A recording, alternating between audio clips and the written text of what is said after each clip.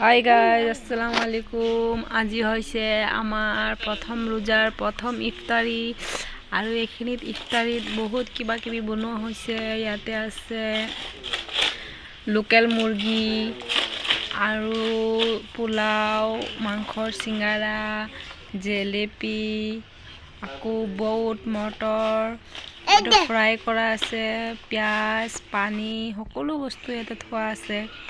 আৰু ইয়াত পাপাই ওচৰত ইফতাৰী থৈ দোৱা কৰি আছে। অকণমান দোৱা কৰি ল'লে, এতিয়া দোৱা কৰা হৈ গ'ল। এতিয়া আজানৰ কাৰণে অলপ অপেক্ষা কৰি আছোঁ। আজান লাহে লাহেকৈ দিনত বহুত মোৰ পাগলা ঘণ্টি আহি গ'ল।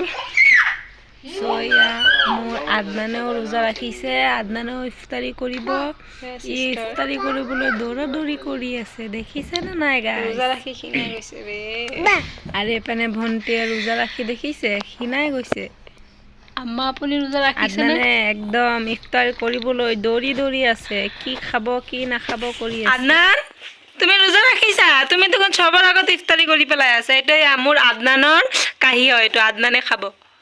মোৰ ল'ৰাই খাই পেলাই আছে ইফতাৰী। এই আজান দিছে।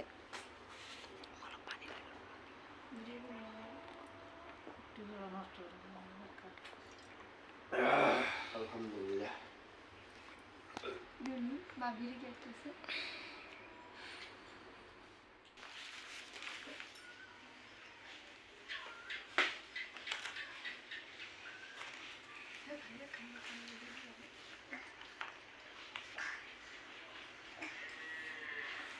চবৰ আগত ইফতাৰ কৰি আছে।